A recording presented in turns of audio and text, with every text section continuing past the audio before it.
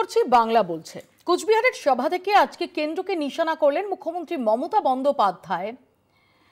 তিনি অভিযোগ করেন যে কেন্দ্রের তরফ থেকে 100 দিনের কাজ নিয়ে নতুন নির্দেশিকা এসেছে এবং সেই চিঠির প্রতিলিপি ছিঁড়ে তিনি প্রতিবাদ ব্যক্ত করলেন এবং একই সঙ্গে বঙ্কিমচন্দ্রকে বঙ্কিম দা বলা, প্রধানমন্ত্রী যে বঙ্কিম দা বলেছিলেন পরে সৌগত রায় তাকে শুধরে দেন, সে বঙ্কিম দা বলাকে নিয়ে তিনি বলেন যে মাথা নিচু করে নাক্ষত দেওয়া উচিত। নরেন্দ্র মোদীকেও এক হাত নিলেন মমতা বন্দ্যোপাধ্যায়। আর এর পাশাপাশি সোশ্যাল মিডিয়ায় ভাইরাল হয়েছে একটি ভিডিও যেখানে দেখা যাচ্ছে যে রবিবার যে 5 লক্ষ কণ্ঠে গীতা পাঠের কর্মসূচি ছিল সেখানে একজন প্যাটিস বিক্রেতা, তার কোট আনকোট অপরাধ, তিনি চিকেন প্যাটিস বিক্রি করছিলেন এবং যে কারণে তাকে নির্যাতন করা হচ্ছে। সেই ভাইরাল ভিডিওর সত্যতা যাচাই করেনি কলকাতা টিভি, কিন্তু আজ সকাল থেকেই এই নিয়ে সুর চড়াতে শুরু করেছে তৃণমূল কংগ্রেস এবং প্রতিবাদ আসছে বিভিন্ন অংশ থেকে। ইতিমধ্যেই সিপিআইএম এর সায়ন ব্যানার্জি তিনি আদালতে মামলা করেছেন, ইতিমধ্যে ময়দান থানায় সেখানে এফআইআরও করা হয়েছে। এই সব নিয়ে আমরা আলোচনা করব। আমাদের সঙ্গে যারা উপস্থিত রয়েছেন তাদের সঙ্গে পরিচয় করিয়ে দিই। তৃণমূল কংগ্রেসের তরফ থেকে রয়েছেন সম্রাট চক্রবর্তী, কংগ্রেসের পক্ষ থেকে চন্দন ঘোষ চৌধুরী, সিপিআইএম এর পক্ষ থেকে চয়ন ভট্টাচার্য এবং বিজেপির পক্ষ থেকে তন্ময় মুখার্জি। আমি শুরুতে আপনাদের দেখাবো যে 100 দিনের কাজ শুরু করতে এবার রাজ্যের ওপর শর্ত চাপিয়েছে কেন্দ্র। 3 দিন আগেই সেই চিঠি এসেছে নবান্নে। এদিন কোচবিহারে গিয়ে সেই চিঠির প্রতিলিপি ছিঁড়ে ফেলেন মুখ্যমন্ত্রী। দেখুন। চাইনা চাইনা আদালতের নির্দেশে রাজ্যে 100 দিনে কাজ শুরু করতে চায় কেন্দ্র, কিন্তু তাতে 3টি শর্ত আরোপ করা হয়েছে। 1. ত্রৈমাসিক হিসেব দিতে হবে শ্রম দপ্তরকে। 2. গ্রাম সভায় মাত্র 10 জনকে কাজ। 3. 100 দিনের কাজে প্রশিক্ষণ। এই শর্ত চাপানো নিয়েই ক্ষুব্ধ মুখ্যমন্ত্রী। 100 দিনে কাজ চালু করা নিয়ে 3 দিন আগেই দিল্লি থেকে চিঠি এসেছে নবান্নে, সেখানে উল্লেখ করা হয়েছে এসব শর্তের কথা। মুখ্যমন্ত্রীর অভিযোগ, এসব শর্ত মানতে গেলে ভোটের আগে কাজই তো শুরু করা যাবে না। এদিন কোচবিহারের জনসভা থেকে তাই দিল্লির বিরুদ্ধে তীব্র প্রতিবাদ ছুড়ে দিয়েছেন তিনি। নির্দেশনামা লেখা কাগজ ছিঁড়ে তিনি বলেন, ফের ক্ষমতায় এসে পুরো কাজ করাবে রাজ্যই। 6 ডিসেম্বর থেকে রেস্ট্রিকটিভ কন্ডিশন দিয়েছে, শর্ত দিয়েছে। কি শর্ত? কোয়ার্টারলি লেবার বাজেট দেখাতে হবে। দেখাবার টাইম কোথায়? একটা গ্রাম সভায় মাত্র 10 জন কাজ পাবে, আর কেউ পাবে না। হয় কখনো একটা পরিবারেই তো 10টা গরিব লোক থাকে। তোমার এই কাগজটা দেখছো না, এই কাগজটার কোনো ভ্যালু নেই, এটা ভ্যালুলেস। 100 দিনের কাজ বাংলায় করবে, তোমাদের ভিক্ষে আমরা চাই না। তাই এই কাগজটাকে, এটা আমার নোট, গভর্নমেন্টের নোট, এটা সেন্ট্রাল গভর্নমেন্টের অর্ডার নয়, অর্ডারটা পড়ে দিলাম, ছিঁড়ে ফেলে দিচ্ছি। 2021 সালের পর থেকেই বাংলার জন্য 100 দিনের বরাদ্দ বন্ধ রেখেছে কেন্দ্র। এর জন্য দিল্লি গিয়ে বারবার দরবারও করেছে তৃণমূল। পাল্টা পর্যবেক্ষক পাঠিয়েছে দিল্লি। বিষয়টি আদালতে যাওয়ায় বরাদ্দ মঞ্জুরের নির্দেশ দিয়েছেন বিচারপতিরা। সেই নির্দেশ মানতেই শর্ত সাপেক্ষে 100 দিনে কাজ শুরুর কথা জানিয়েছে কেন্দ্র। জানিয়ে মুখ্যমন্ত্রী বলেন, দিল্লির ভিক্ষা চাই না। এটা আমাদের অপরাধ ভালো কাজ করা? রিভিউ করার নামে 186টা কেন্দ্রীয় টিম পাঠিয়েছিল বাংলায়। এতদিনে কাজ বন্ধ রাখার জন্য আমরা প্রায় 51,617 কোটি টাকা পাইনি শুধু 100 দিনের কাজে। কেন্দ্রকে বিধে মমতার তোপের পাল্টা জবাব দিয়েছে বিজেপিও। তাদের দাবি, দুর্নীতি রুখতেই শর্ত চাপিয়েছে বিজেপি। কেন্দ্রীয় সরকারের চিঠির জন্য এত ক্ষেপলো কেন? কেন্দ্রীয় সরকার শুধু বলেছে, এক কথায় আমি আপনাদের বুঝিয়ে দিচ্ছি, কেন্দ্রীয় সরকার বলেছে যে আমরা 100 দিনের টাকা দিতে চাই, আমরা 100 দিনের টাকা দেওয়ার কাজ শুরু করতে চাই, শুধু আপনাদের হিসাবটা দিতে হবে। বাস, হিসাবের নাম শুনেই তেলে বেগুনে জ্বলে উঠেছে, কাগজ ছিঁড়ে ফেলেছে। কেন্দ্রের নয়া শ্রমকোড যে রাজ্যে লাগু হবে না তা আগেই জানিয়েছিল সরকার। সেই সংঘাতই বজায় রইল দুপক্ষের মধ্যে। কেন্দ্রের টাকা না মেলায় 24 লোকসভা ভোটের আগে রাজ্যের টাকায় কর্মশ্রী নামের প্রকল্প চালু করেন মুখ্যমন্ত্রী। সেই প্রকল্পকেই পূর্ণাঙ্গ রূপ দেওয়ার লক্ষ্যে নবান্ন। কলকাতা টিভি। আমি তন্ময়দার কাছে আসি। তন্ময়দা, এবার নতুন করে শর্ত চাপানো হলো এবং যেটা নিয়ে মমতা বন্দ্যোপাধ্যায় তিনি আজকে ক্ষোভে ফেটে পড়েছেন। তিনি সেই চিঠির প্রতিলিপি ছিঁড়েও ফেলেছেন। প্রশ্ন হচ্ছে যে এতদিন ধরে টাকা আটকে রাখা, এবং যে প্রশ্ন আগেও উঠেছিল যে যদি দুর্নীতি হয়েও থাকে, যদি কিছু মানুষ সেই দুর্নীতি করেও থাকেন, তাহলেও যে মানরেগাতে তার আওতায় বহু প্রান্তিক মানুষ তারা উপকৃত হন, তাদের রুটি রুচি, তাদের পরিবার চলে, তাদের সংসার চলে, সেই মানরেগার উপর এরকম কোপ কেন? এবং এখন দেখা যাচ্ছে আদালতের নির্দেশের পরও আবার নতুন করে শর্ত আরোপ। আসলে কি বাংলায় মানরেগার টাকা দিতেই আপনাদের আপত্তি? দেখুন, প্রথমেই বলে নেই যে 2006 থেকে 2014 এই 8 বছরে মনরেগা ইউপিএ সরকার টাকা দিয়েছে বাংলায় 14,500 কোটি টাকা। আর 2014 থেকে 2022 এটা যে সাসপেন্ড করা হলো তার আগে পর্যন্ত ঠিক সেই 8 বছরে কেন্দ্রীয় সরকার টাকা পাঠিয়েছে পশ্চিমবঙ্গে মনরেগায় 4 গুণ 54,000 কোটি টাকা। শুধু তাই নয়, এবার আপনি যদি দিন দেখেন যে ওই 8 বছরে দিন হয়েছিল 111 কোটি ম্যান ওয়ার্ক ডেজ, আর এই 8 বছরে হয়েছে 240 কোটি ম্যান ওয়ার্ক ডেজ। তাহলে এর থেকে পরিষ্কার যে কেন্দ্রীয় সরকার পশ্চিমবঙ্গে 4 গুণ বেশি টাকা দিয়েছে এবং টাকা দিতে চায়। প্রশ্ন হলো টাকাগুলো গিয়েছে কোথায়? অনেক ক্ষেত্রেই যেটা হয়েছে, প্রমাণ হয়েছে যে দুর্নীতি হয়েছে, কোটি কোটি টাকা সরিয়ে দেওয়া হয়েছে, গরিব মানুষের পকেটে টাকা যায়নি। এবং তারপরেই সেই মনরেগা অ্যাক্ট আছে দেশে, সেই আইন অনুযায়ী সেকশন 27, সেই আইন অনুযায়ী কেন্দ্র সরকার ফান্ড দেওয়া বন্ধ করেছিল। যারা দুর্নীতি করেছে তাদের বিরুদ্ধে ব্যবস্থা নিন না আপনাদের এজেন্সি, এইটাই হচ্ছে তাদের অবধি পৌঁছক না, কিন্তু সাধারণ মানুষ। আমাকে বলতে দিন, এবার আমি শেষ করে নিই। অভিষেক ব্যানার্জি বলেছেন, আপনি যেরকম বলছেন সেই একই কথায় বলেছেন, 2000 লোক যদি দুর্নীতি করে, 200 লোক যদি মানুষ যদি দুর্নীতি করে, তাহলে এত মানুষের বন্ধ হয়ে যাবে। আজ পর্যন্ত উনি কি 200 মানুষের মধ্যে 2 জন মানুষকে কোনো শাস্তি দিয়েছেন বা ধরেছেন? আজকে আপনি পাশাপাশি দেখুন গুজরাটে, আপনি যেটা বলছেন অভিষেক ব্যানার্জিকে আপনি কোট করছেন। অভিষেক ব্যানার্জি না আছেন সরকারে, না তিনি সিবিআই বা কোনো তদন্তকারী এজেন্সিতে রয়েছেন। আমি ওই উত্তরগুলো সব দিয়ে দিচ্ছি আপনাকে। এইবার গুজরাটে দেখুন পাশাপাশি এই মনরেগাতে দুর্নীতি হয়েছে, সেখানে গুজরাট সরকার মিনিস্টারের ছেলেকে জেলে পাঠিয়েছে। কিন্তু সেখানে কি টাকা দেওয়া বন্ধ হয়েছে? এইখানে এইটা এই এক্স্যাক্টলি মাই পয়েন্ট, সেখানে টাকা দেওয়া বন্ধ হয়েছে। এইটাই তো আপনি ঠিক কথা বলেছেন যে যদি সেই দুর্নীতিবাজরা থেকে যায়, টাকা পাঠালে আবার তো পকেটে যাবে।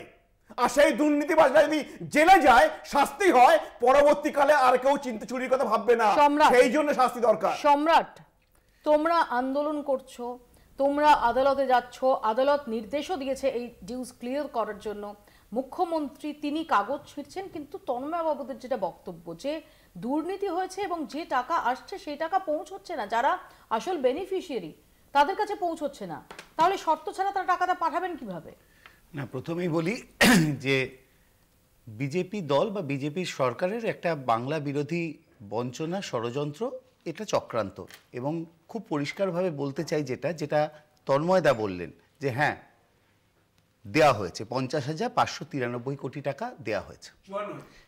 আমি বলি যেটা আমার কাছে রেকর্ডে আছে, এবং এর মধ্যে দুর্নীতি হয়েছে যে অ্যামাউন্টটা কেন্দ্রীয়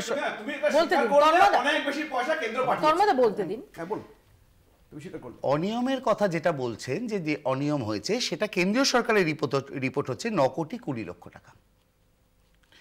একই সঙ্গে আমি বলি যে উত্তরপ্রদেশে 100 দিনের কাজের প্রকল্পে দেয়া হয়েছে 38,738 কোটি টাকা, অনিয়ম হয়েছে 48 কোটি 88 লক্ষ টাকা। সিমিলারলি বিহারে দেয়া হয়েছে 24,494 কোটি টাকা, অনিয়ম হয়েছে প্রায় 14 কোটি 20 লক্ষ টাকা। আমার কথা হচ্ছে যে এই সব রাজ্যগুলোতে এইভাবে টাকা বন্ধ করেছে নাকি সরকার? অনিয়ম করলে সরকার শাস্তি দিয়েছে, সেখানে আমি একদম এখানে সরকার শাস্তি দেয় না। আমি আসছি ভুয়ো জব কার্ড দুর্নীতির প্রথম জায়গা, যেটা ভুয়ো জব কার্ড। আমার তথ্য নয়, রাজ্য সরকারের তথ্য নয়, কেন্দ্রীয় সরকারের তথ্য অনুযায়ী ভুয়ো জব কার্ডে 1 নম্বরে উত্তরপ্রদেশ, 2 নম্বরে উড়িষ্যা, 3 নম্বরে বিহার। কোথাও টাকা বন্ধ হয়েছে? আজ পর্যন্ত কোথাও টাকা বন্ধ হয়নি। হাইকোর্ট রায় দিল, হাইকোর্টকে চ্যালেঞ্জ করে সুপ্রিম কোর্টে যাওয়া হলো, সুপ্রিম কোর্ট যখন একই রায় বহাল রাখলো তখন শর্ত আরোপ করা হলো, কারণ সুপ্রিম কোর্ট একটা কথা বলেছে, যদি এই মামলা উইথড্র না করে নেওয়া হয় তাহলে খারিজ করে দেওয়া হবে। এবং সেই সঙ্গে আরেকটা কথা সুপ্রিম কোর্ট বলেছে যে যদি এটা ইমপ্লিমেন্ট না করা হয় তাহলে আদালত অবমাননার দায়ে পড়বে কেন্দ্রের সরকার। সম্রাট, অর্ধসত্য বলো না মানুষকে। হাইকোর্টের নির্দেশ বলেছে যে কেন্দ্রীয় সরকার শর্ত আরোপ করতে পারে, অবশ্যই দুর্নীতি বন্ধ করতে, অবশ্যই সেটাই করা হয়েছে। তো আর কোন রাজ্যে করা হয়েছে? তোমাদের আর কোন এই শর্তগুলো আর কোন রাজ্যে করা হয়েছে? আচ্ছা, আমি এবার ভালো করে আলোচনা করব। এবার দিশা মিটিং কটা হয়েছে? দিশা মিটিং কি জানো? দিশা মিটিং কি জানো? আচ্ছা, তুমি আমাকে বলো না যে ভুয়ো জব কার্ডে ইউপি 1 নম্বরে একই না, ভুয়ো জব কার্ডে ইউপি 1 নম্বরে একই না, সেখানে ইউটিলাইজেশন সার্টিফিকেট দিতে হয়, চুরিটা বেরিয়ে যায়। দুজনের কাছেই আসবো, এক সেকেন্ড, দুজনের কাছেই আসবো। আমি চয়নদার কাছে আসছি। চয়নদা, নতুন করে শর্ত আরোপ এবং আজকে যেটাকে কার্যত ডিনাউন্স করলেন মমতা বন্দ্যোপাধ্যায়, তিনি কুচবিহারের সভা থেকে কাগজ ছিঁড়ে ফেললেন এবং বললেন যে কোনো শর্ত মানবে না, পশ্চিমবঙ্গ নিজেরাই মানরেগা করবে। দেখুন, নিজেরা মনরেগা করবেন এটা প্রথম বলছেন না মমতা বন্দ্যোপাধ্যায়। মমতা বন্দ্যোপাধ্যায় নিজের মুখেই প্রথম বলেন, তার আগে অভিষেক বন্দ্যোপাধ্যায় বলেছিলেন, আপনাদের মনে থাকবে। বিষয়টা হচ্ছে অন্য কিছু নয়, যে ট্রান্সপারেন্সিটা মেনটেন করার চ্যালেঞ্জটা উনি নিতে পারতেন, নেননি কেন সেটা উনি জবাব দেবেন। আমার ভাই সম্রাট কিছুটা বললেন, কিন্তু ঘটনা হচ্ছে যে এটা তো ঘটনা যে আমরা আমাদের ক্ষেত মজুর সংগঠন মামলা করে 100 দিনের কাজ টাকা চালু করাবার চেষ্টা করেছিল। হাইকোর্টের রায়ের পর দীর্ঘদিন দুটো সরকারই টালবাহানা করছিল। আমাদের ধারণা ছিল যে এইবার বোধহয় রাজ্য সরকার একটা সদিচ্ছা দেখাবেন, কিন্তু দেখলাম যে কাগজ টাগজ ছিঁড়ে যেটা বললেন যে ভোটের আগে আর শুরু করবেন না। কিন্তু আমার কাছে কথা কি, যদি অমূলক হতো অভিযোগগুলো তাহলে আমার কিছু বলার ছিল না। কিন্তু শিলিগুড়ি মহকুমা পরিষদের বিরুদ্ধে পর্যন্ত এই অভিযোগ আছে। 15টা জেলাতে একটা আলাদা করে অ্যাকশন টেকেন রিপোর্ট চাওয়া হয়েছিল, সবার মনে থাকতে পারে। আমার স্পষ্ট কথা যেটা, সেটা হচ্ছে যে গরিব মানুষের 3 বছর ধরে তারা কাজ পাচ্ছেন না, এই ব্যাপারটা সদিচ্ছা দেখানো উচিত ছিল। সদিচ্ছাটা আমরা দেখতে পেলাম না। কাগজটা ছিঁড়ে কী বিপ্লবী আনা দেখালেন সেটা উনিই বলতে পারবেন, সেটা সম্রাটের পক্ষেও বলা সম্ভব কিনা আমি জানি না। কিন্তু এই কাগজ ছিঁড়ার ফলে যেটা দাঁড়ালো, বাংলায় চালাবে 100 দিনের কাজ, সেটা এতদিন 3 বছর ধরে তারা ওয়েট করলেন কেন? যদি স্বনির্ভরভাবে চালাতে পারতেন অসুবিধা কিছু ছিল না। বাংলা দিল্লির ভিক্ষা চায় না, খুব ভালো কথা, ভিক্ষা চায় না। স্বনির্ভর করতে গেলে যা যা স্টেপ নেওয়ার দরকার সেভাবে কি তবে স্টেপ নিতে পেরেছিলেন? 3 বছর ধরে কাজটা বন্ধ, সেটাই বাস্তবতার জায়গা। মামলা মোকদ্দমা করে ক্ষেত মজুর সংগঠন চালু করিয়েছে। আমরা স্পষ্ট কথা, এইটা সদিচ্ছা দেখাবার চ্যালেঞ্জটা মুখ্যমন্ত্রী নিলেন না কেন, পশ্চিমবঙ্গ সরকার নিলেন না কেন? সদিচ্ছা দেখাতে পারতেন। উনি তো নিজেই বলেছেন, আপনারাও বললেন যে 200 লোকের জন্য 2000 লোকের কাজ যাবে কেন? ঠিক, যদি এই যুক্তিও মেনে নিই, যদি 2000 লোকের কাজ হাতে যদি সুযোগ দেওয়ার একটা সামান্য একটা সুযোগ থাকে আদালতের রায়কে কেন্দ্র করে, সেটা দেওয়া উচিত ছিল, সেটা দেওয়া হলো না। মূল ব্যাপারটা এটাই, কাগজ ছেঁড়াতে আমার এটাই মনে হলো। চন্দনদা, দেখো, একেবারে শুরুতে একটা জিনিস বুঝতে হবে যে মনরেগা যখন 2005-এ অ্যাক্ট পাস হয় তখন এটাকে বলা হয়েছিল কোয়েশি এমপ্লয়মেন্ট। কোয়েশি এমপ্লয়মেন্ট মানে এমপ্লয়মেন্টের বিকল্প, এবং 100 দিন গ্যারান্টি করবে গ্রামের, এটা গ্রামীণ যোজনা। এবং আমরা সকলেই জানি পৃথিবীর সবথেকে বড় গ্রামীণ অর্থনীতি, অ্যাবসলিউটলি এটা ইউপিএ 1, এবং it should be carried forward, এরকম একটা কনসেপ্ট ছিল। কারণ পৃথিবী জুড়ে এর উপরে রিসার্চের সংখ্যা 2000 পেরিয়ে গেছে ইনফ্যাক্ট অর্থনীতিতে। এবং ইন্টারেস্টিং ফ্যাক্ট হচ্ছে যে কোয়েশি এমপ্লয়মেন্টের কারণটা ছিল যে আমরা সরাসরি একটা ব্যাপক এমপ্লয়মেন্ট জেনারেট করতে পারবো না, সুতরাং দ্যাট ওয়াজ আ স্টেপ যেখানে গ্রামীণ আর্থিক বিকাশটা তৈরি হোক।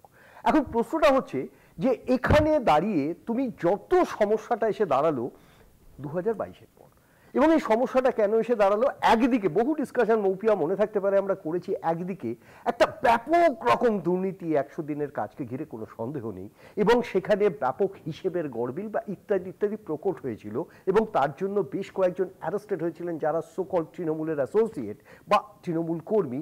এটা একটা পারসেপশন এবং ক্লিয়ার, আমাদের চোখের সামনে ঘটনাগুলো ঘটেছে, আমরা তখন তার ক্ল্যারিফিকেশন করেছিলাম। বিসাইডস আমরা কখনোই বলিনি যে এই স্কিম কখনো বন্ধ হোক কারোর দুর্নীতির জন্য। এখন প্রশ্নটা হচ্ছে সেই দুর্নীতিকে সামনে রেখে যদি রাজনীতি করে তাহলে কেন্দ্রীয় সরকার চালাচ্ছে বিজেপি, রাজ্য সরকার চালাচ্ছে তৃণমূল, আমরা তা বলিনি। পশ্চিমবঙ্গ সরকার, ভারত সরকার। আজকে বঞ্চিতর পরিমাণটা কত? গত 3 বছর 3.5 বছর ধরে বঞ্চিত সংখ্যাটা কারা? গ্রামীণ উন্নয়নের ক্ষেত্রে বঞ্চনাটা কোথায়? এবং তারপরে দেখা গেল কেন্দ্র 56টা দল পাঠিয়েছে বিভিন্ন স্কিমে কাজ করবার জন্য কোথায় দুর্নীতি হয়েছে, এবং সেই রিপোর্টটা পৌঁছেছে ডেফিনেটলি, সেই রিপোর্টটা যাবে ক্যাগে, এবং সেই ক্যাগ রিপোর্ট দেবে পার্লামেন্টে। এই যে সিস্টেমে কাজ করা পার্লামেন্টে ডিসকাস হয়েছে, হয়নি। তাহলে বেনিফিট অফ ডাউট কাকে দেবে? আজকে হাইকোর্ট কেন রায়টা দিল, হাইকোর্টের রায় কেন সুপ্রিম কোর্ট বহাল রাখলো? আমি আবারও বলছি, দুর্নীতি হলে তাকে খুঁড়ে বার করতে হবে, কিন্তু প্রশ্নটা হচ্ছে সদিচ্ছা থাকলে তো দুর্নীতি। আমার এখানে সম্রাটের কাছে প্রশ্ন, যে সম্রাট এই যে শর্ত, যার মধ্যে একটা যেটা আজকে মমতা বন্দ্যোপাধ্যায় বলেছেন যে একটা গ্রাম সভায় 10 জনকে কাজ দেওয়া যাবে, তো এই শর্তগুলো মানতে অসুবিধে কোথায়? না না, দেখো, শর্তের ক্ষেত্রে প্রথমে বুঝতে হবে শর্তের মধ্যে উদ্দেশ্যটা কি। শর্তের উদ্দেশ্য হচ্ছে এই সময় যখন আর দেখা যাচ্ছে সামনেই আমাদের নির্বাচন, এই সময় শর্তগুলোর মধ্যে তার মধ্যে আরেকটা গুরুত্বপূর্ণ শর্ত হচ্ছে ট্রেনিং দিতে হবে, এবং ট্রেনিং এর জন্য সময়, মানে নির্বাচনের আগে কিছুতেই যাতে বাংলার মানুষ 100 দিনের কাজ করতে না পারে, এটা কারো দয়া দাক্ষিণ্য নয়, এটা অধিকার মানুষের, এটা আইন। সেই জায়গায় দাঁড়িয়ে এই প্রথম আমি 10 জনের শর্ত থেকেও গুরুত্বপূর্ণ যেটা বলছি সেটা হচ্ছে যে ট্রেনিং দিতে হবে, এবং ট্রেনিং দেওয়ার পরে যে সময়টা যাবে তারপরে 100 দিনের কাজ শুরু হয়ে তারা নির্বাচনের আগে যাতে কিছুতেই এই কাজটা শুরু না হতে পারে তার ব্যবস্থা করতে চাইছে। যদি উদ্দেশ্য সঠিক থাকতো, উদ্দেশ্য সৎ হতো, তাহলে আগে এটা বললেন না কেন? হাইকোর্টের রায়কে চ্যালেঞ্জ করে সুপ্রিম কোর্টে গেলেন কেন?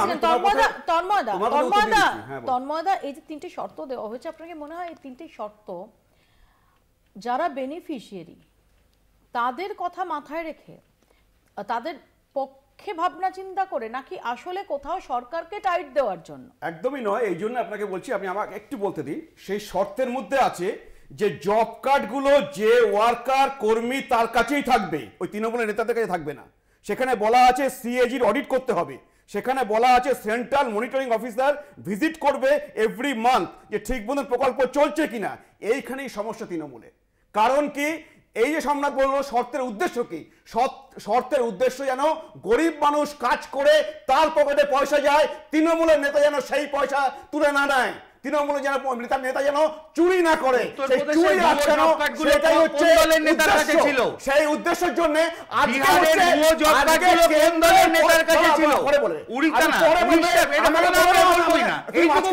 তোমার সময় বলে কিন্তু আমাকে শেষ করতে দাও, সম্রাট বলতে দাও, আমাকে শেষ করতে দাও, সম্রাট বলতে দাও।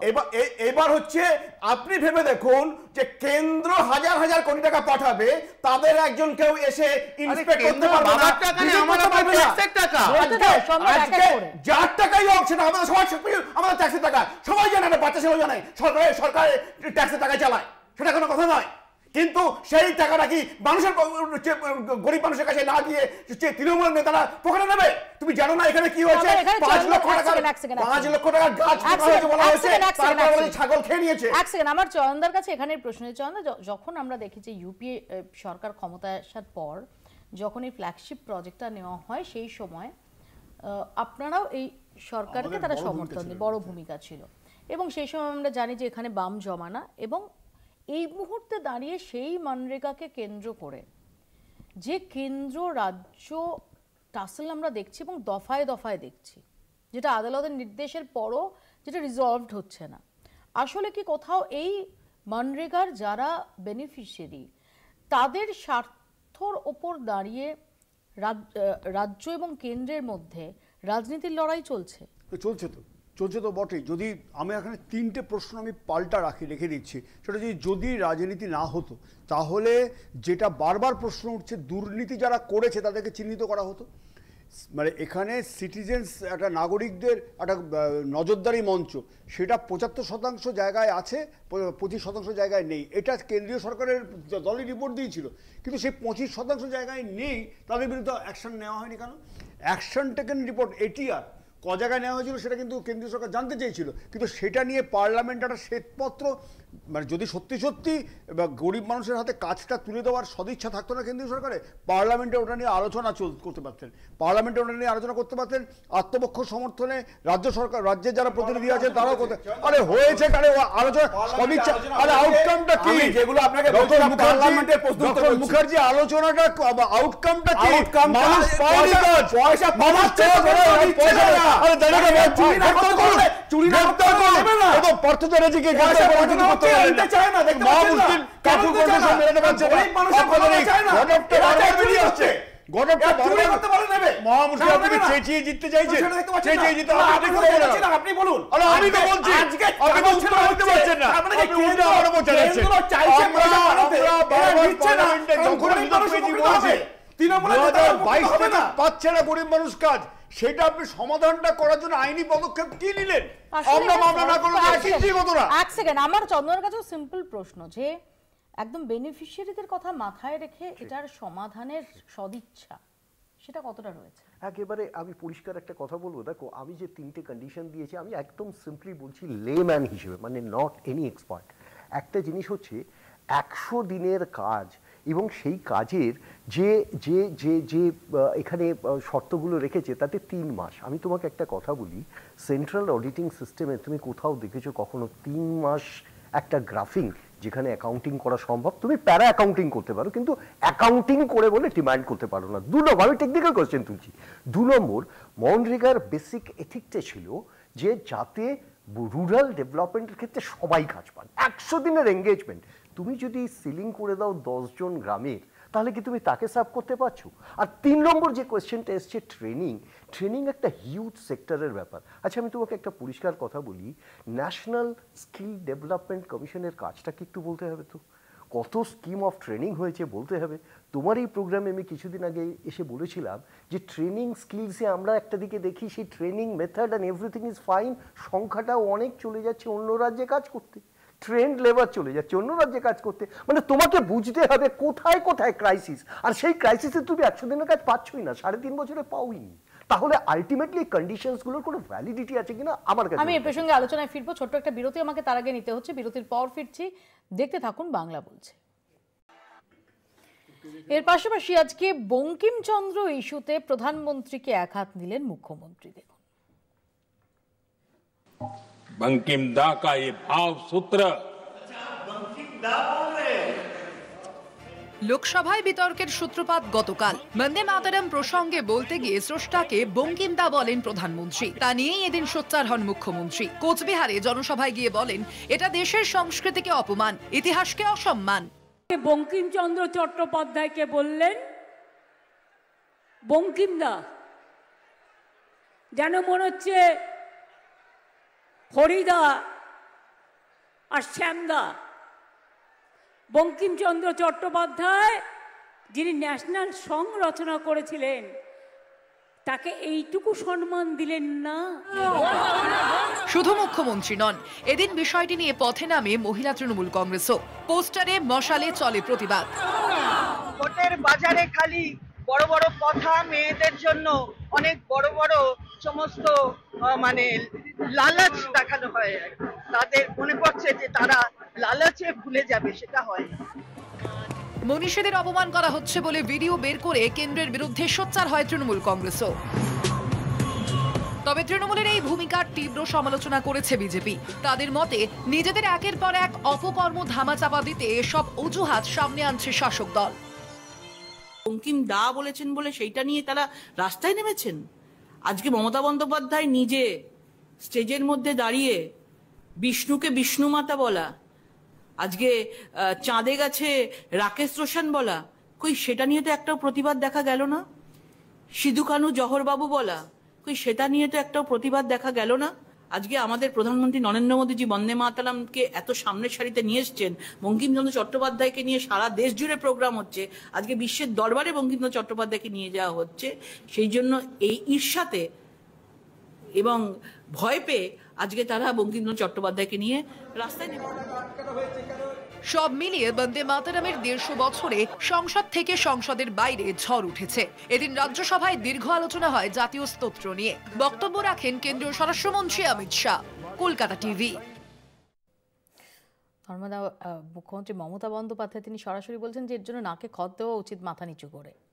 দেখুন, আমি দুটো কথা বলি যে আমি এখনো পর্যন্ত জানি না যে দাদা বলে কারোকে অসম্মান করা হয়। তো এবং হচ্ছে আপনারা জানেন সূর্য সেনকে বলা হয় মাস্টারদা, আর সত্যজিৎ বলা হতো মানিকদা, বহু মানুষ মানিকদা বলতেন। তো মানুষ দাদা বলে অন্তত কারোকে অসম্মান করা হয় না। এবার প্রধানমন্ত্রী সাথে সাথে বলেছেন যে ঠিক আছে দাদা নয়, আমি বাবু বলছি বলেছেন। আর সেইটা তুলছেন কে? যিনি তুলছেন তিনি আজকে পরম পূজনীয় হরিচাঁদ ঠাকুর আর হচ্ছে গুরুচাঁদ ঠাকুরকে বলেছিলেন রঘুচাঁদ আর গরুচাঁদ।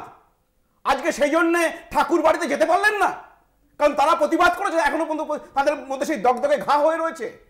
আর তিনি বলছেন আজকে দাদা বললে সেটা অসম্মান হচ্ছে। আসল কথা হচ্ছে তারা হচ্ছে এই পশ্চিম বাংলায় বঙ্কিমচন্দ্র চট্টোপাধ্যায়কে সবাই ভুলিয়ে দিতে চেয়েছে সমস্ত সরকার। এরা বিজেপি এবং সরকার এখন তার হচ্ছে অবদানটাকে সামনে নিয়ে আসছেন। এরা মনে করেন এই তৃণমূলের জন্ম কোথা থেকে? পরিবার কংগ্রেস থেকে। পরিবার কংগ্রেস কি বলে? পরিবার কংগ্রেসের মুখ্যমন্ত্রী বলে হচ্ছে কংগ্রেস মানে মুসলমান, মুসলিম মানে কংগ্রেস। তার মানে কি এই পরিবার কংগ্রেস জিন্নাবাদী কংগ্রেস, জিন্নার মতাদর্শে চলে। আর তার থেকে জন্ম হয়েছে এই তৃণমূল কংগ্রেস, যারা চালাচ্ছে মুসলিম লীগ 2 সরকার পশ্চিমবঙ্গে। তার থেকে নজর ঘোরানোর জন্য এটা করা হচ্ছে। এক সেকেন্ড, আমি সম্রাটের কাছে ফ্রেমে আছেন কিনা জিজ্ঞাসা করছি। আমি সম্রাটের কাছে আসি এক সেকেন্ড। সম্রাটের কাছে আমার প্রশ্ন যে কি ধরো বাংলায় যেভাবে ঠিকই যেমন জ্যোতি বসুকে কেউ জ্যোতিদা বলতেন না, এরকম একটা প্রচলন রয়েছে যে তিনি তার এমন একটা ব্যক্তিত্ব তিনি রাখতেন। আবার অনেকেই বুদ্ধদেব ভট্টাচার্যকে বুদ্ধদা বলতেন। একজন যিনি অন্য রাজ্যের, তার পক্ষে এক্স্যাক্টলি কোথায় দাদা বলাটা সম্মানের, কোথায় দাদাটা ঠিক অ্যাপ্রোপ্রিয়েট না, এই ভুলটা তার হতেই পারে। মানে ধরো এই মুহূর্তে দাঁড়িয়ে আমরা সবাই কি বলতে পারবো যে মহারাষ্ট্রে সম্মান দিয়ে কিভাবে সম্বোধন করা হয়, কোন কনটেক্সটে এক্স্যাক্টলি কোন সম্বোধনটা হয়? তো এটাকে এরকম ভুল হিসেবে কেন নেওয়া যাচ্ছে না? কেন এটাকে খুব ডেলিবারেট ইনসাল্ট মনে করা হচ্ছে? এবং যে কারণে আমরা দেখলাম আজকে মমতা বন্দ্যোপাধ্যায় তিনি নাক্ষতের কথা বলছেন। তৃণমূল কংগ্রেসের মানে মহিলা তৃণমূল কংগ্রেস তারা আজকে পথে নেমেছেন পার্লামেন্টে, সেখানে আজকে প্রতিবাদ করা হয়েছে। মুপে প্রথমে যে কথাটা বলি যে 2021 সালে নির্বাচনের সময় আমার দেশের প্রধানমন্ত্রী রবীন্দ্রনাথ ঠাকুর সেজে এসেছিলেন। ঘটনাক্রম দেখে আমার যেটা মনে হচ্ছিল যে এবার 2026-এ উনি বঙ্কিমচন্দ্র সেজে আসবেন, কিন্তু দেখলাম না, উনি বঙ্কিমচন্দ্র চট্টোপাধ্যায়ের ভাই সেজে আসছেন। সেটা প্রশ্ন নয়, প্রশ্ন হচ্ছে আমার দেশের নন বায়োলজিক্যাল এন্টায়ার পলিটিক্যাল সায়েন্সে এমএতে উত্তীর্ণ হওয়া দেশের প্রধানমন্ত্রী আমাদের কপাল ভালো এ কথা বলেননি যে আনন্দমঠের সত্যানন্দ হচ্ছেন নরেন্দ্র মোদী আর ভবানন্দ হচ্ছেন অমিত শাহ। অসম্মান করা হয়েছিল না হয়নি? বলতে দিন তন্মদা এক এক করে প্লিজ, সবাইকে বলছি এক এক করে প্লিজ। এটা বলেননি মুপে। সমস্যা এখানে, সমস্যা ভুলে নয়, উনি তো শুধরেও নিয়েছেন। আমি বলছি সমস্যা ভুলে নয়। স্বাধীনতার 77 বছর পরে এই বাংলায় দাঁড়িয়ে আমাদেরকে কেউ বলছে তুমি হিন্দু, তুমি জয় শ্রীরাম বলো, আর বাঙালি বলছে আমরা বাঙালিরা জয় শ্রীরাম না বলতে পারি কিন্তু আমরা বাঙালিরা রবীন্দ্রনাথকে চিনি। আমি একদম বলছি। আচ্ছা এই একটা জিনিস, একটা ন্যারেটিভ, একটা ইউনিভার্সিটি বঙ্কিমচন্দ্র নামে হয়েছে, একটা ভবন বঙ্কিমচন্দ্র নামে হয়েছে, ওনার পরিবারের লোকজন বলছে, আমরাও বলছি। তাহলে তৃণমূল কি করেছে? আমি সম্মানটা শেষ করতে দিই। পশ্চিম বাংলায় এইগুলো বলো। আমি হ্যাঁ সেটাই বলছি। তুমি যেগুলো জানতে চাইছো সেগুলো হ্যাঁ বলো। আচ্ছা আমি বলছি যে ইতিহাস না জেনে মনীষীদের স্মরণ করা, আমি বিশ্বাস করি বিজেপির কেউ ভালো করে দেবী চৌধুরানী উপন্যাসটা পড়েনি। যদি পড়তেন তাহলে জানতেন যে ওখানে ভবানী পাঠক বলে একটা চরিত্র আছে। কে ছিলেন ভবানী পাঠক? কালীর সাধক। আর সেই ভবানী পাঠক যখন ইংরেজদের খাজনা লুণ্ঠন করতে গেছিল তখন তার কালী মন্দিরের, তুমি কি সিনেমা দেখেছো বলছো? কালী মন্দিরের পাহারাদার যিনি ছিলেন তার নাম মজনু শাহ, যে ধর্মকে বিজেপি দল আনন্দমঠের ব্যাকগ্রাউন্ড জানো? আসবো প্লিজ, আমি বললাম এক সেকেন্ড দুজনকে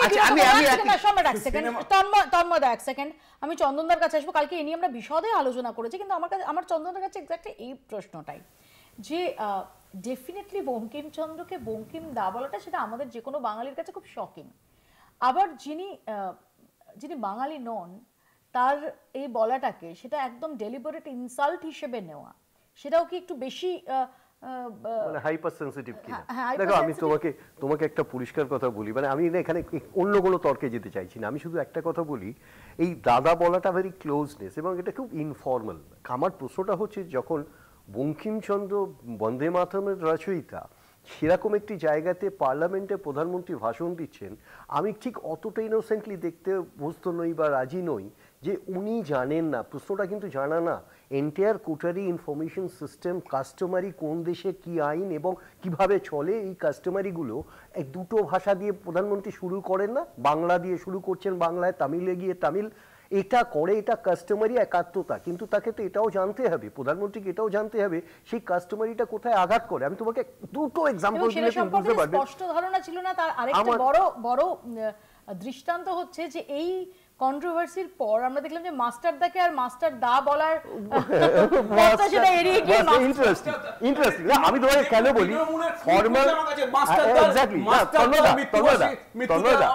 আমি এটা মানি, আমি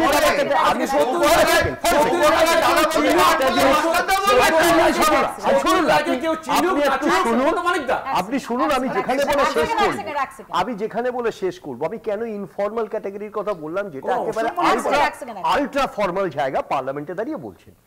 আমি না ব্যক্তিগতভাবে প্রণবদাকে মনে পড়ছে এই কথাটা শোনবার জন্য, প্রত্যেককে তুই করে বলতেন, যখন উনি অ্যাড্রেস করতেন, অজিতদা অ্যাড্রেস করতেন, তখন শুধু আপনি না বাবু, এবং সেই বাবুর মধ্যে আমিও হয়তো পড়ে যেতাম।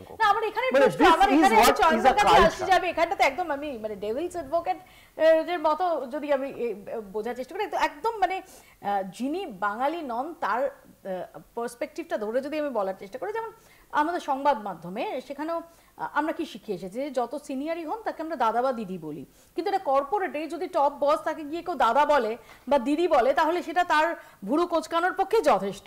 আবার এটা যেমন প্রণবদা, সৌরভ গাঙ্গুলিকে গোটা ভারত তারা দাদা বলে জানে, তো এখানে দাঁড়িয়ে বঙ্কিম দা বলাটা নিশ্চয়ই খুব হাস্যকর হতে পারে, নিশ্চয়ই খুব ফানি হতে পারে, কিন্তু এটা কি সত্যি ডেলিবারেট ইনসাল্ট হিসেবে এতটা কঠোরভাবে দেখা যায়? প্রথম কথা হচ্ছে যে নাকি এটা মনে হয় যে একজন প্রধানমন্ত্রী যখন বলছেন এরকম একজন মনীষী নিয়ে, তখন তার আরো দায়িত্বশীল হওয়া উচিত। পশ্চিমবঙ্গে বাংলা একাডেমি যে সাহিত্যে সর্বোচ্চ সম্মান দেয় সেটা বঙ্কিম পুরস্কার, কথা সাহিত্যে, এটা মনে করিয়ে দিলাম, কারণ বঙ্কিম নিয়ে কোথাও কিছু হয়নি, এই কথাগুলো করতে বলবো আসা ঠিক না।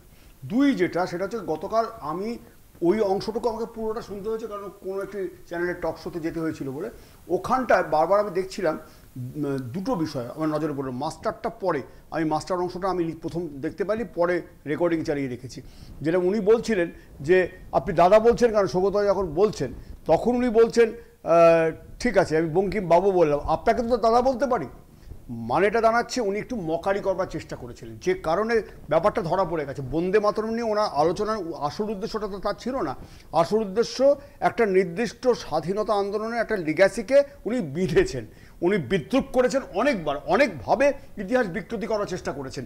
আমরা তীব্রভাবে এই বিকৃতির নিন্দা জানাচ্ছি। আমি খালি প্রশ্নটা আবার তুলছি, গতকাল আমাদের সুন্দরেশন, কমরেড সুন্দরেশন দক্ষিণ তামিলনাড়ুর একজন সাংসদ, তিনি প্রশ্ন তুলেছিলেন, সে 3টে ধারায় আন্দোলন হয়েছে, কখনো বন্দে মাতরম, কখনো জয় হিন্দ, কখনো ইনকলাব জিন্দাবাদ। আমাদের প্রশ্ন, নরেন্দ্র মোদীর পূর্বসূরীরা কোন স্লোগানের পেছনে ছিলেন সেদিন? আমরা খুব স্পষ্ট প্রশ্ন করছি, এই আলোচনা একটা মকারি করার জন্য রাজনৈতিক উদ্দেশ্য নিয়ে করবে। যখন এই বিতর্ক চলছে এরই মধ্যে আমরা কি দেখলাম, সোশ্যাল মিডিয়ায় একটা ভিডিও ভাইরাল হলো, রবিবারের ভিডিও, ময়দানের ভিডিও, ব্রিগেডের ভিডিও, 5 লক্ষ কণ্ঠে গীতা পাঠের কর্মসূচি, এবং সেখানে একজন প্যাটিস বিক্রেতা, আপনারা এখনও যদি ওই অঞ্চলে যান বহু এরকম প্যাটিস বিক্রেতাকে দেখতে পাবেন, তার অপরাধ কি তিনি চিকেন প্যাটিস বিক্রি করছিলেন এবং যে কারণে তাকে নিগ্রহের মুখোমুখি হতে হয়। দেখুন, ভরা ব্রিগেড, গীতা হাতে হাজারো মানুষের জমায়েত। সনাতন সংস্কৃতি সংসদের ডাকে কলকাতার ময়দানে ভিন রাজ্যের গেরুয়াধারীদের ভিড়। 5 লক্ষ কণ্ঠে গীতা পাঠের আসর যখন সনাতনী স্লোগানে মাখো মাখো, তখনই মাঠের এক কোণে গণপিটুনির শিকার এক গরিব প্যাটিস বিক্রেতা। Patties seller beaten viral video.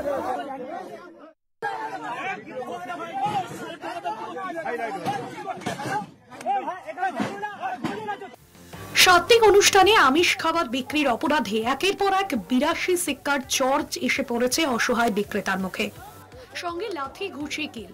হাত জোর করে ক্ষমা চেয়েও রেহাই মেলেনি গীতা প্রেমীদের উন্মত্ততার হাত থেকে।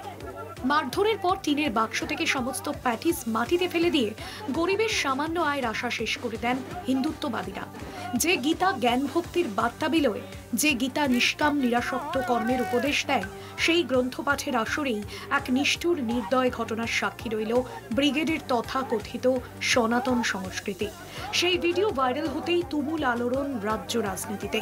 তৃণমূল নিশানা করে বিজেপি। গত রবিবার ব্রিগেডের অনুষ্ঠান চলাকালীন আমরা দেখলাম সেখানে একজন দরিদ্র প্যাটিসালা, তিনি প্যাটিস বিক্রি করছিলেন। এই অপরাধে তার উপর চড়াও হলো বিজেপি আরএসএস এর উগ্র হিন্দুত্ব বীররা, কোট আনকোট এরা নাকি বীর। কেমন বীর? একজন দরিদ্র প্যাটিসালার তাকে মারধর করা, তাকে কান ধরে উঠবস করানো, তার প্যাটিসের বাক্স ভেঙে চুরে তছনছ করে সমস্ত জিনিস নষ্ট করে ফেলে বীরত্বের পরিচয় দেওয়া হলো।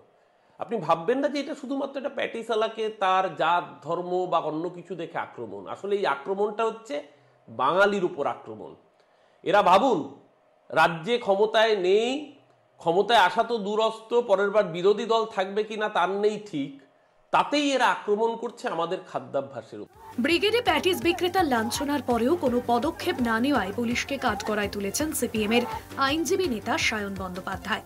নিশানা রাজ্য সরকারকেও। একই সঙ্গে লিখিত অভিযোগ দায়ের ময়দান থানায়। পশ্চিমবাংলায় আজকে মব লিঞ্চিং হচ্ছে এবং দিস ইজ ভেরি আনফরচুনেট যে আজকে আমাদেরকে থানা অব্দি আসতে হচ্ছে, অ্যাজ এ সিটিজেন আমাদেরকে আজকে থানা অব্দি আসতে হচ্ছে। This is very unfortunate. তার কারণ পুলিশের কাছে এই স্কোপ তো রয়েছে, পুলিশের কাছে এই পাওয়ার রয়েছে, পুলিশের কাছে এই প্রভিশনস রয়েছে যে পুলিশ নিজে সুমোটোতে এফআইআর করে পুলিশ ইনভেস্টিগেট করতে পারে। মব লিঞ্চিং আটকানোর জন্য আমাদের দেশের সুপ্রিম কোর্ট এস পুনাওয়ালা মামলাতে এক নির্দিষ্ট গাইডলাইন দিয়েছে, সেই গাইডলাইনে তোয়াক্কা করেছে আমাদের রাজ্যের সরকার। This is very unfortunate. Law and order is a state subject. ভোটমুখী বঙ্গে রাজনীতির মাঠে কেবল বাইট বয়ানি নয়, সমাজ মাধ্যমেও শুরু হয়েছে শাসক দলের গেরুয়া বিরোধী প্রচার।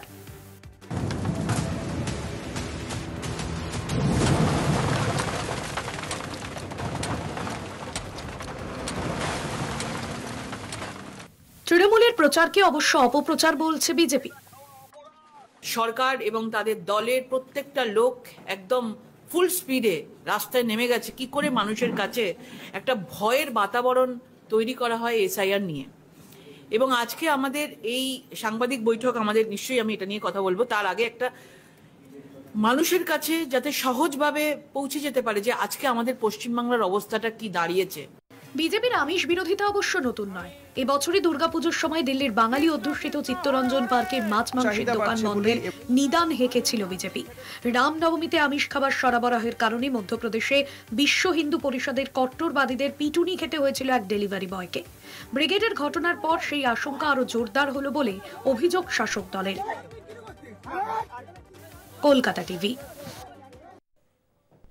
ধর্মদা কিভাবে জাস্টিফাই করবেন এই ঘটনাকে? প্রথম কথা বলি, আমাকে একটু বলতে দেবেন, প্রথম কথা বলি যে এটা কোনো বিজেপির কার্যক্রম ছিল না। দ্বিতীয় কথা বলি যে যেটা হয়েছে আমি বলছি, এটা বলে আপনি একটু শেষ করতে দিন আমাকে। এবার দ্বিতীয় কথা বলি যে ভিডিওর সত্যতা আপনারা যাচাই করেননি, আমরাও যাচাই করিনি। এবার ধরে নিলাম যে ঘটনাটা ভিডিওটা সত্য, এইটা ধরে নিলাম। বিজেপি যদি খাদ্য ব্যাপারে যদি কোনো হিংসাত্মক ঘটনা হয়, বিজেপি তার নিন্দা করছে, বিজেপি কোনোভাবে সেটা সমর্থন করে না, বিজেপি নিন্দা করছে। এবং পুলিশের পূর্ণাঙ্গ তদন্ত করতে হবে, আমাকে শেষ করতে দিন। পুলিশের পূর্ণাঙ্গ তদন্ত করতে হবে এবং আইনানুগ ব্যবস্থা নিতে হবে। এবং সেই তদন্তের আওতায় এটাও আনতে হবে যে এই শেখ রেজাউল যে তিনি গেলেন, তাকে কেউ ভুল বুঝিয়ে বা কোনো কিছু চক্রান্ত করে একটা ভাবাবেগে আঘাত দেওয়ার জন্য পাঠালেন কিনা, এটা পুলিশের তদন্ত। আমি প্রথমে বলে দিয়েছি আপনাকে, আমি বিজেপি নিন্দা করছে। এবার আপনি আমাকে লাস্ট ওয়ার্ডটা বলতে দিন যে দেখুন, ভাবাবেগে অনেক সময় মানুষের আঘাত হয়। আজকে ধরুন রেড রোডে ঈদের নামাজ হচ্ছে, সেখানে কোনো ব্যক্তি গিয়ে একটা বিশেষ পশুর মাংস নিয়ে গিয়ে বিক্রি করতে আরম্ভ করলো বা করলো, তাহলে সেখানকার মানুষের ভাবে আমাকে একটা কথা বলতে, প্রথমত হচ্ছে আপনি যে ইঙ্গিত দিচ্ছেন, আমি খুব নির্দিষ্টভাবে বলি চিকেন তার মধ্যে পড়ে না। এক, দুই হচ্ছে আপনি কি বললেন? আমি তো বলছি খাবার সম্বন্ধে আমরা নিন্দা আপনি করছি। প্যাটিস বিক্রেতার কি নাম বললেন?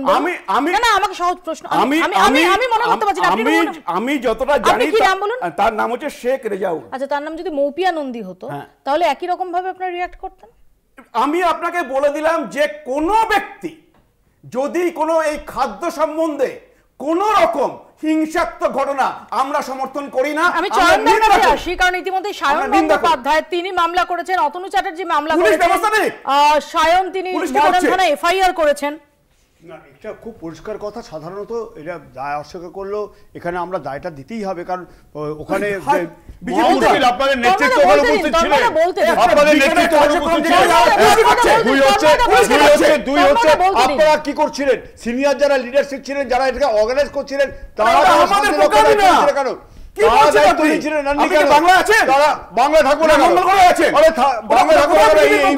মবকে ঠেকানো যেত না?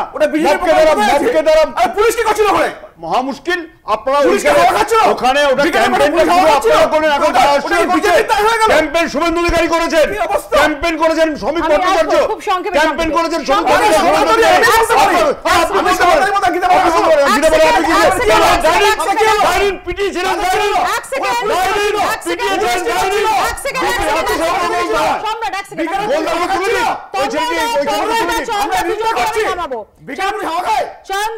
দুজনকে থামাবো খুব সংক্ষেপে, আমার সময় সংক্ষিপ্ত।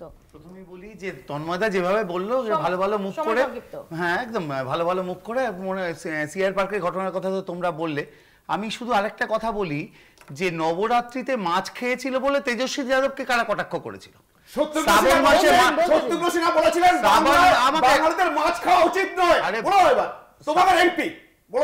বলছি শেষ করতে দিন। শ্রাবণ মাসে মাটন খেয়েছিল বলে রাহুল গান্ধী আর লালু প্রসাদ যাদবকে কারা কটাক্ষ করেছিল? একই সঙ্গে খুব পরিষ্কার ভাবে বলি যে মধ্যপ্রদেশে যেখানে বাংলার এমপি কি বলছেন ওইটা আগে বলো, তারপরে বেড়াতে যেও। বাংলার এমপি কি বলছেন থেকে কোন চ্যানেলে পেলে বলতে দেব না। আমি জানতে চাই সবাইকে বলছি এক এক করে। পরেশ রাওয়াল একটা গোটা বাঙালি জাতিকে মাছ ভাতের বাঙালি বলে অসম্মান করেছে। মৌপিয়া একটা সত্যি কথা, প্রথমে ওরা হিন্দু রাষ্ট্রভাষা বলে ঢুকবে, তারপর আঘাত করবে আমাদের খাদ্যাভ্যাসে, আঘাত করবে আমাদের দৈনন্দিন জীবনে, আঘাত করবে আমাদের সংস্কৃতিতে। আরে আমরা নিজেরা খাই, আমরা বাঙালি, আমরা নিজেরা খাই, মাছ মাংস সব খাই, আমাদের পার্টি প্রোগ্রামে খাওয়া হয়। তুমি কোথায় আছো? কিন্তু তোমাদের হচ্ছে কোন এমপি বলেনি যে বাঙালিরা মাছ খাবেন না, এটা তোমাদের এমপি বলেছে। তন্ময়দা মানুষ বুঝে গেছেন আপনি তীব্র প্রতিবাদ করছেন। আমার যেটা বলার দরকার সেটা হচ্ছে দেখো, সারা ওই পেহলু খান থেকে আরম্ভ করে সারা ভারতবর্ষ ঘুরলে বহু ইনসিডেন্টস তুমি পাবে। তোমাকে একটা একেবারে শেষ একটা ইনসিডেন্টের কথা বলি। কোনো বিজেপি, এখন তো বলছেন যে এটা বিজেপির নয়, আমি ধরে নিচ্ছি, একেবারে প্রমিনেন্ট বিজেপির লোকাল নেতৃত্ব অন্ডালে গিয়ে ছট পুজোর আগের দিন কি বলেছিল? কটা প্রতিবাদ হয়েছে এদের কোয়ার্টার থেকে যে না এটা করা যাবে না। প্রশ্নটা তা নয়, এটা হচ্ছে আবারও বলি ওই কোয়েশি এমপ্লয়মেন্ট যেটা তুমি প্রথম 100 দিনের কাজ, এদেরও কাছে ওই কোয়েশি অর্গানাইজেশন বিজেপির সামনে দাঁড়িয়ে অন্য অর্গানাইজেশনকে দেখিয়ে দেওয়া হচ্ছে। দায়বদ্ধতা নেবেন না ভবিষ্যতে। এতে প্রমাণ করে প্রথম সারির নেতারা যেখানে উপস্থিত,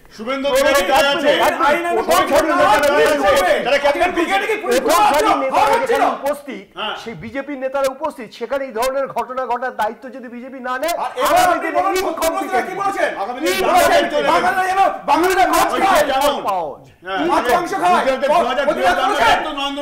আপনাদের রাজীব চন্দ্রশেখর যখন ট্রেনের মধ্যে আমিষের ছবিটা শ্রাবণ মাসে, তখন তো কিছু বলেন না। বিজেপি আমরা বাঙালি, আমরা বাংলার দায়িত্ব ইয়ে ছিল না, আমরা ছোটবেলা বিজেপি কোনো খবরে না না না তন্ময়দা ছোটবেলা থেকে মাছ মাংস খাচ্ছেন সেটাই স্বাভাবিক, কিন্তু এই যে পরপর ঘটনাগুলো ঘটে চলেছে তারপর এটাকে বিচ্ছিন্ন ঘটনা হিসেবে দেখা যাচ্ছে না। কোন ঘটনা বলছেন বলুন? এই যে অন্ডালে ঘটনা, কোথায় অন্ডালে বিজেপি ঘটনা, কে বলেছে? আর যদি হচ্ছে যদি কিছু যদি বেশ করেছে বলা থাকে, বেশ কি করছে? পুলিশ কি করছে? মানে পুলিশ কি করছে? পুলিশ এমনিতেই বিজেপি বললেন এই মাত্র। আরে আপনাদের সভাপতি দিচ্ছি আমরা নিন্দা করি, খাবার সম্বন্ধে কোন রকম কেউ নিন্দা করি, আমাদের এখানেই শেষ করতে হবে। কিন্তু এই ভাইরাল ভিডিও সেটা কোথাও একটা অশনি সংকেতের ইঙ্গিত দিচ্ছে।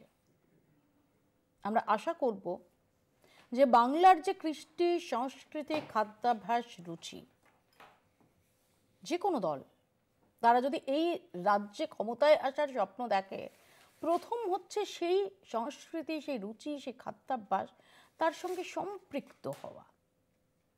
আপাতত বাংলা বলছে এখানেই শেষ করছি। দেখতে থাকুন কলকাতা টিভি।